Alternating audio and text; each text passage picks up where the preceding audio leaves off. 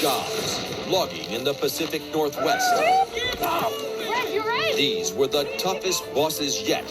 Ben showed he could work a chainsaw, but nearly blew it with a major safety violation. You could have died or had a split skull. Rommel blamed injury for his poor performance. It was absolutely painful. But in a battle with Bryce, he came from behind. Bryce, you're going home. Mount McKinley, one of the deadliest mountains on Earth. Over 100 people have died trying to summit. It's high altitude guiding. Brutal weather, lethal avalanches, and 1,000-foot chasms. Up here, everything's trying to kill you. It's time to punch the clock on America's toughest jobs.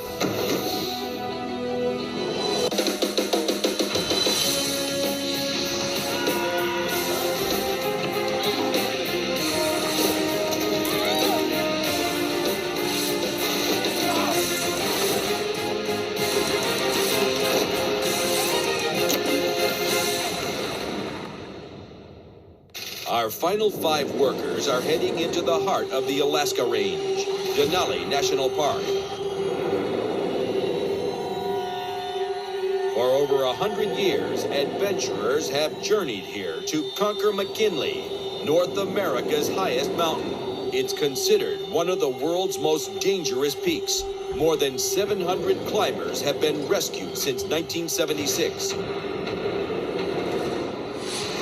Temperatures drop to minus 100 degrees, and the wind often reaches 100 miles an hour.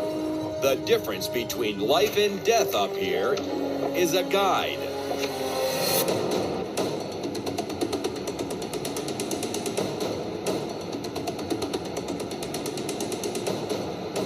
Just flying into it looked like a death trap. I mean, it was just jagged black rock everywhere, and it definitely had me geared up for something really extreme. I think we're leaning a little to the right, so we're going to drop our belt out the side of the plane. I'm definitely nervous. Still a little sore from our last job that we just did. My body's beat up. There are no runways at 7,200 feet. This tiny plane is landing directly on a glacier. I'd never even seen a glacier, and much less landed on it with a plane.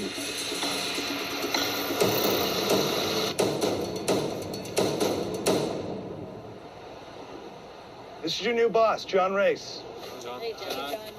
You will be working high altitude guiding. John has nearly 20 years experience in the profession.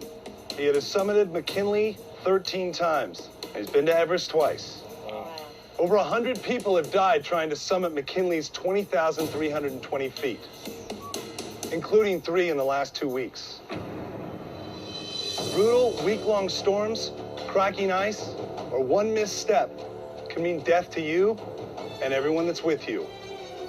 I definitely don't feel very good about this one. So this job's 99% grunt work and 1% glory. We start work at about 6 in the morning. We usually end at about 10 at night.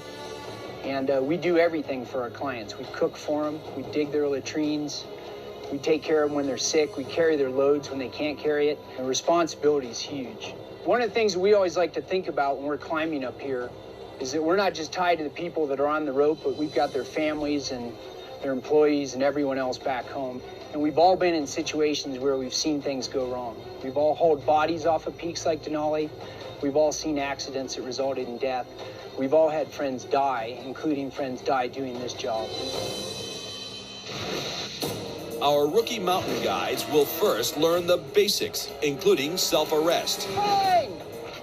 Next, they'll have to perform a crevasse rescue. Don't leave me hanging! All right. Finally, they'll attempt to summit an 8,600-foot peak next to McKinley. Their destination, the Kalhitna Glacier at the base of Mount McKinley. It may look like a pretty snowfield, but under the surface, it's a lattice work of crevasses that bottom out at more than 1,000 feet. One false step, and you could be sliding and falling to a cold, dark death. Okay, so you guys, now we're going to talk about self-arrest, and this is what we use if one of our team members falls down a slope, or if one of our team members were to fall into a crevasse. And so in order to do that, we need an ice axe, and that's why we carry this thing. If you slip or someone in your group slips and falls, they're basically gonna drag you down. If you plant your axe like this and then you come down on top of it, it's easy to puncture, cut, facial wounds. If you land just wrong, you're gonna shove it through your head or through your, I mean, it's freaking dangerous, but yeah, that's the only thing you have to save yourself. It's vital to stop yourself as quick as you can. Rule number one is you have to yell falling to let your teammates know, or if there's anyone else around, that you're in trouble. 1, 2, 3. Nice. Second step is you get control of your pick. Okay, guys, so I gain control of the ice axe, slam the pick in, kick big steps, super aggressive into the anchor position. Kick, fine. As soon as the guide said falling, we had to immediately get our shoulders in, get our axe in, and start kicking our feet to make big buckets. Fine! Really glad to learn the self-arrest techniques. It makes me feel a lot more confident walking around in these unstable conditions. Yep, perfect. And then around that way. After 2 hours of exhausting self-arrest exercises at high altitude, the rookies think they're done. But the bosses up the ante. It's pretty scary being drugged down a mountain really quick and having to pick in as quick as possible. He's getting in that spot, and he's holding the force.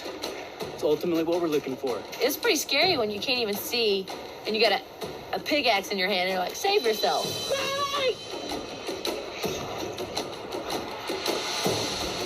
Sandy did really poorly with the self-arrest. She wasn't really stopping herself. Everyone's looking at her like she did poorly. The guide got up, asked her how she did. How'd you think you did? Thought I did pretty good. Pretty good? Okay. Yeah. No, you didn't. Coming up, if you screw up, you're going over the edge. A deadly crevasse. I'm gonna get you out! And a merciless climb. Oh, God.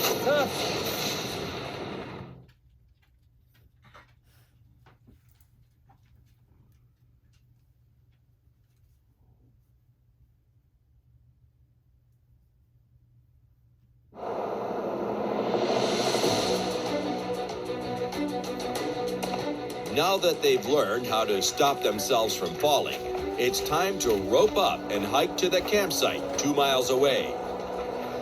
As they embark on their climb, our rookies learn firsthand how dramatically the weather can change.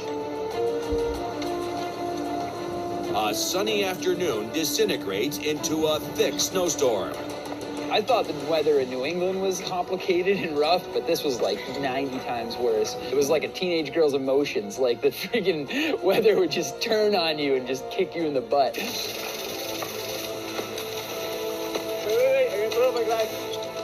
We were lugging 100 pounds of weight, and all of a sudden we start booking it. And honestly, I thought that my heart was going to pop out of my chest. At this altitude, there's 25% less oxygen to breathe. The air is so thin up here, and that when you're breathing and you're just like... Keep the tension out of the rope, you guys. Stop. Hold on 1 second. Suck it up, you guys. Boss John doesn't let them linger for long. Nice leg walk. Probably a bit of an eye-opener. I'm gonna die. I'm gonna die. If this is the pace that we have to keep the entire trip, I may not make it. Come on. Oh. I'm trying.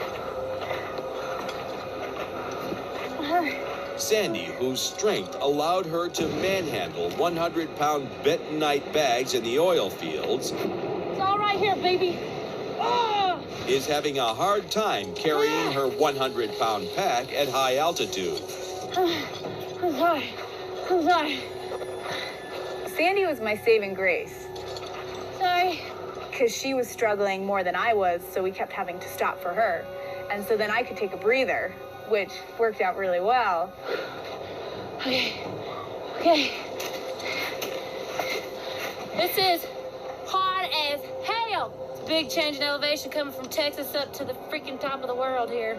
Sandy kept saying over and over again, this isn't my element, this isn't my element. None of us have been on a glacier.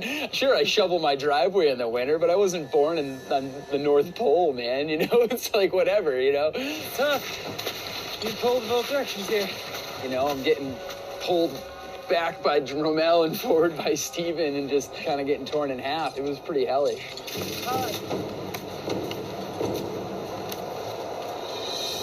The exhausted climbers finally reach their campsite. Follow me in. But they can't rest yet. Before they can set up camp, the bosses must probe the perimeter of the site to make sure there are no hidden crevasses. Any sort of very soft air pockets would be a bad sign. You know, we got a crevasse 10 feet this direction, we got a crevasse 20 feet that direction. It's probably 150 feet deep. I think it was 1 o'clock in the morning by the time we got there, and we still had to dig out a kitchen and cook dinner before we could go to bed.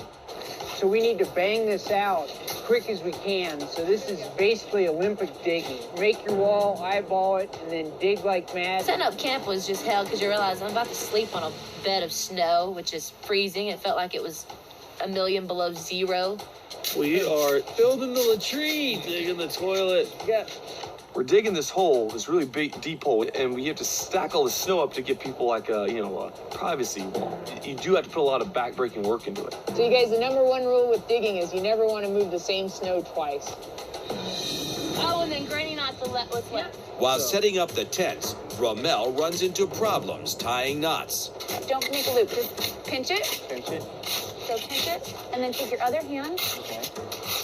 and you go around, and this is what you're pulling. Okay. That one. I was never in a, Cub Scout or Boy Scout when I was younger, so this is all very new to me. With the kitchen in place, dinner can begin. This is a quick and dirty meal. This is not high cuisine, but this is a type of stuff we'd serve to somebody after a summit day or after a big day or a day that ran late. I don't think I've been so happy to eat Dinky Moore beef stew ever in my life. Everything we have is powder, and whatever you can add hot water to that'll make it expand into food is pretty much what we ate. With their bellies full and their muscles aching, it's time to call it a night. How did I know that hell could be so cold? Coming up, I was afraid. a crucial error I miss attaching my carabiner. puts lives in danger. Pay attention. I could have died.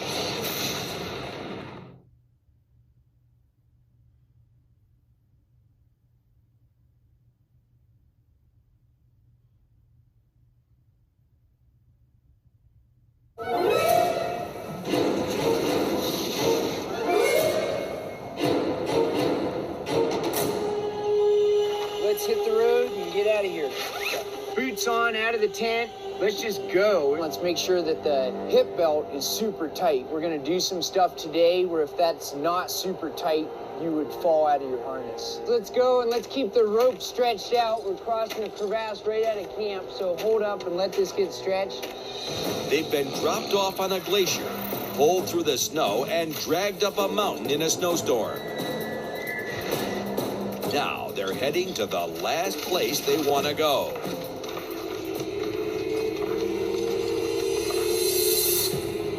The bottom of a crevasse.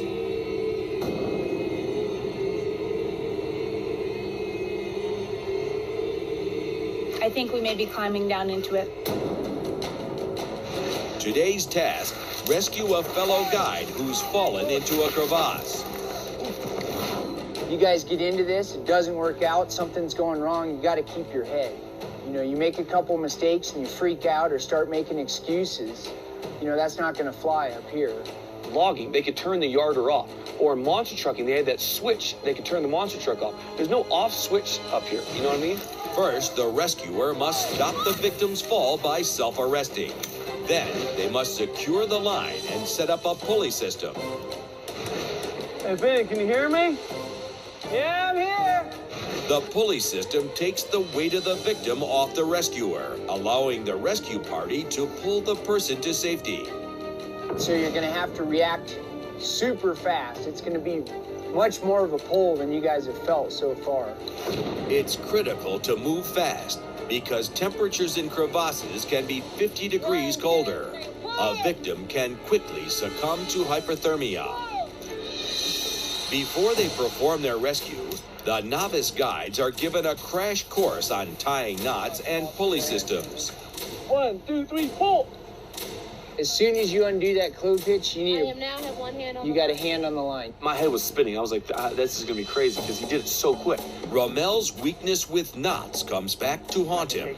I'm not picking up the knots as fast as I would like, so I'm a little nervous because these are your lifeline, you know, and if they're not done right, then you put the person that you're saving in danger as well as yourself.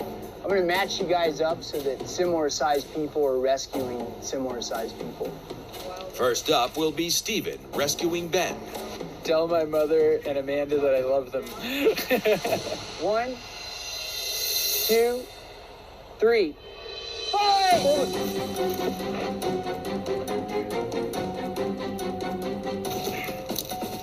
Steven plants himself quickly. I am now inside a glacier. He transfers the rope onto the pulley system. You're off to a good start. I'm coming for you, Ben. I didn't let you fall. You all right? Yeah. All right, I'm gonna get you out. All right, don't leave me hanging. Now that Ben is secure, the climbing party can begin to pull him out. All right, Ben, we're gonna be pulling you up. You ready? 1, 2, 3. All right, 1, 2, 3. Steven uses his 6' 4" frame to move efficiently and to rescue his victim. 1, 2, 3. Woo! Really, really strong performance for having just learned this. So, Good job, Steve. you guys got a tough one to beat. Steven rocked it. He set the bar really high for the rest of us. Next up, Michaela must rescue Sandy.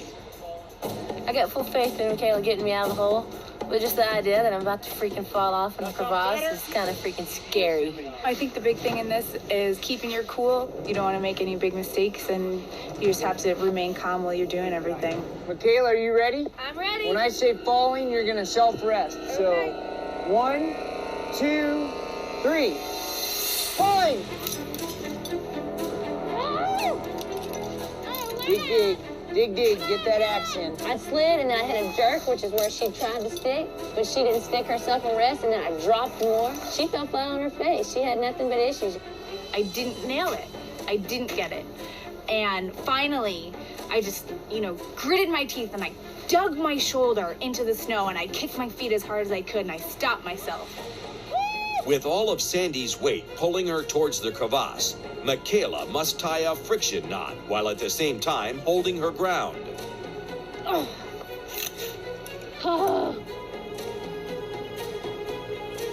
Sandy! Yeah! Are you all right? Give me the hell out of this hole! It's looking pretty good. Michaela locks the friction knot into the pulley system. She can now begin to pull Sandy out. We're bringing you up! Ready? 1, 2, 3, pull! 1, 2, 3, pull! I maintained my composure. I didn't let it get to me. And then I got the job done. Pull! Best feeling in the world. It's like an atomic wedgie, but it's the best wedgie I've ever had. Come on, Michaela! 1, 2, 3. Pull! 1, 2, 3. Pull! Pull! 1, 2, 3. Pull! Don't give up now. 1, 2, 3. Pull! You all right? You're almost up. You got to be careful not to hurt the person because when you're in that crevasse, there's a lot of sharp edges. 1, 2, 3, pull! Pull! 1, 2, 3, pull! Thank you, Jesus. Ah! Okay, let's get her back away from the edge. I wouldn't say that was a good start. No, I wouldn't either. I liked a lot of what I saw after that. Michaela faltered with her self-arrest, but she quickly demonstrated good mountaineering skills under intense pressure. Okay, 1, 2, 3. Now it's Sandy's turn to rescue Romel. Got her arrest. I'm in a lot of pain, so I just hope that Sandy can bring me up as fast as possible. Come on. My babies are being crunched right now.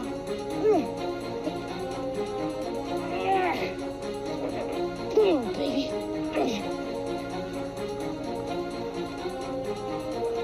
She tries to make up for a slow start with some strong pulling, but she's losing traction. Why am I going back down? Bring me back up, not down. 1, 2, 3, pull. 1, 2, 3, pull. 1, 2, 3, pull. Give me one more pull. Ready? 1, 2, 3, pull. Easy, easy. Yeah. Woo! I felt great about the crevasse rescue, and I felt like I shined. I did really good. Up next, Ben will rescue Steven. Right off the bat, Ben weighs less than me, so he's gonna have to work a little bit harder. We're gonna go 1, 2, 3. Falling! Coming up, Sandy's falling apart. the mountain pushes Sandy to the breaking point. Legs are burning. I want out of here, to be honest with you.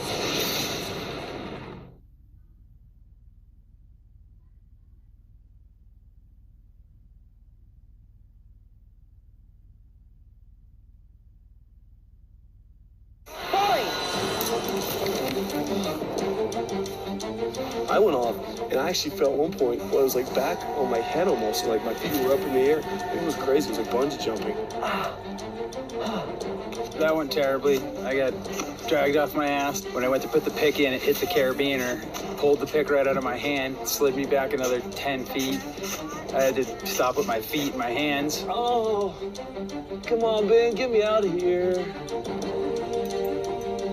I definitely thought I was going to hit rock bottom there for a minute. 1, 2, 3.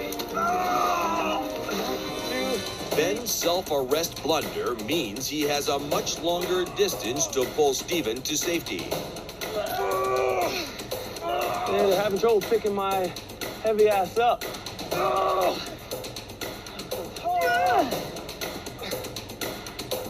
right. I'm coming. You had a crazy start, and we've seen that happen before. That split second makes a huge difference. I guarantee I was up at the top before that little incident just there, and now I'm probably down at the bottom. Ramel is last up.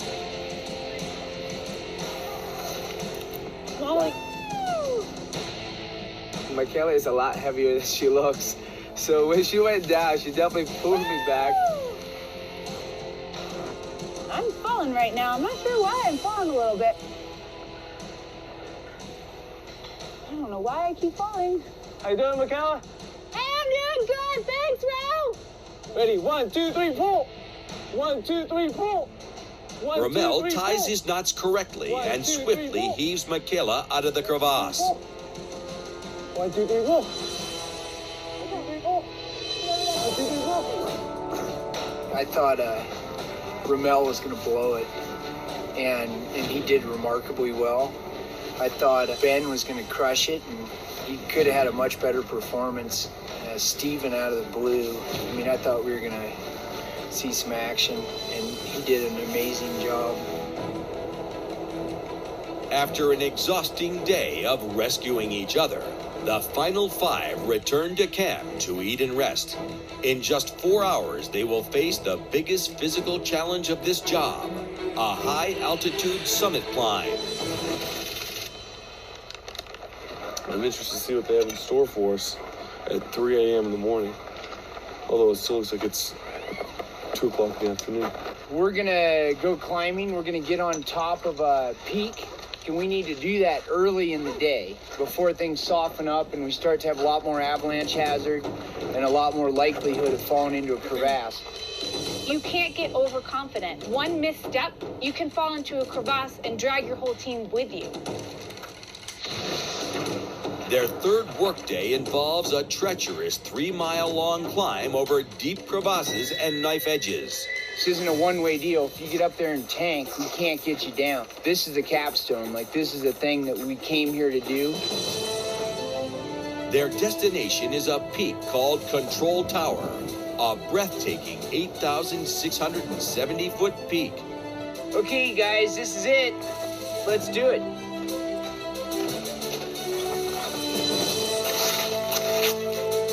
circle around control tower and scale it from the back. With every step, the ground gets steeper and the air gets thinner. Just an autopilot. Left foot, right foot. Left foot, right foot. I'm just glad I'm not a smoker. I'd be dead. Have breath. My legs are burning. Or wouldn't they be? When you're carrying 50 or 60 pounds on your back, you're constantly just going straight uphill with probably 10-pound shoes. Some climbers see the grueling trip from a different perspective. I think this is really one of the best days of my life. Never in a million years I thought I'd be summiting a mountain up in Denali. Pretty awesome experience. This is worth every single bruise on my shin from logging, you know, every minute of pain and heat stroke and oil rigging. And it's even worth having had to bite the head off the herring and crabfish net. Step wide here. An hour outside of camp, a sharp reminder of just how dangerous this job is as they navigate a huge crevasse.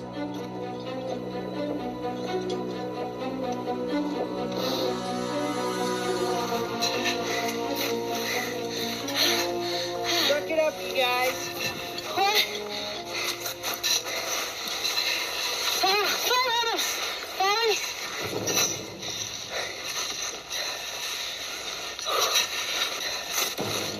I think Sandy really hit the wall at this job. I think emotionally she wasn't in it. She hated every second of being here, and that really showed in her performance.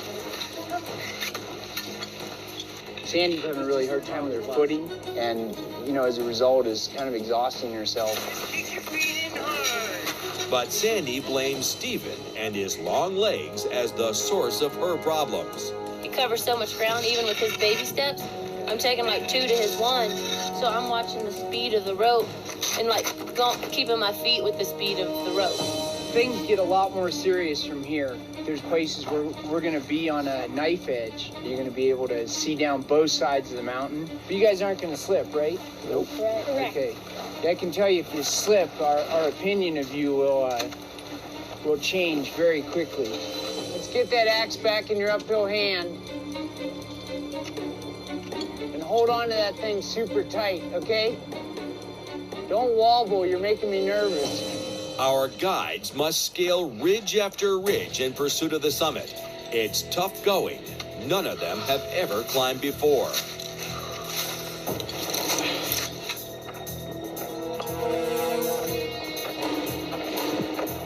If you slip and fell to your left or your right, you're gone.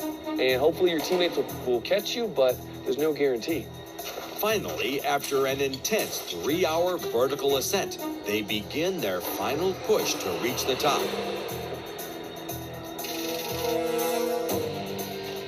Hold on, anchor. Okay.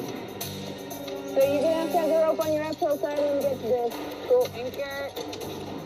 John sets up anchors as he climbs, in case one of our guides lose their footing. The anchor will break the fall if a climber slips. As each person approaches an anchor point, they must clip through in order to keep moving forward on the rope. Stand up nice and tall. Anchor.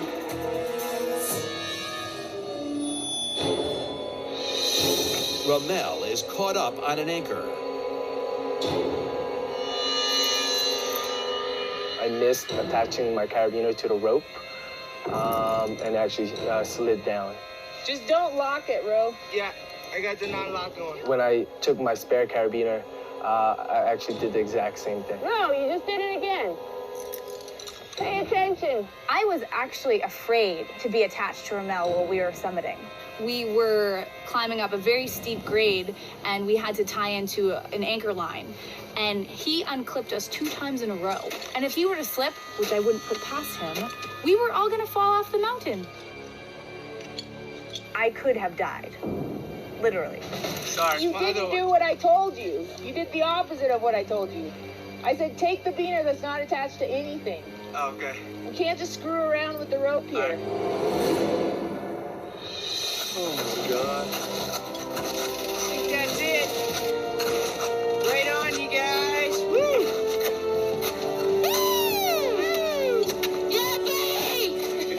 I'm just soaking it all in right now. I'm kind of dumbstruck and like just awestruck at how beautiful everything is. This is the 1% of glory, you guys. Just savor it. Yeah, savor it, enjoy it. We're lucky if we get 2 hours of this a year. They have only a moment to enjoy the view before heading back down. As the morning wears on, the snow is getting softer and therefore more dangerous to walk on. Okay.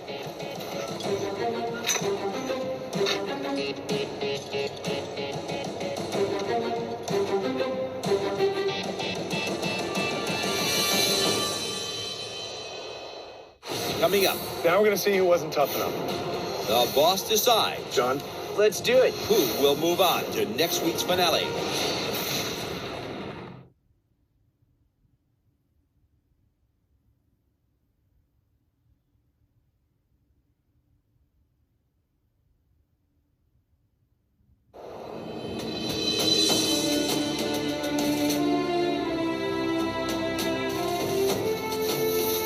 Josh? All right. Well, you guys summited Control Tower. You made it. Congratulations. Thanks.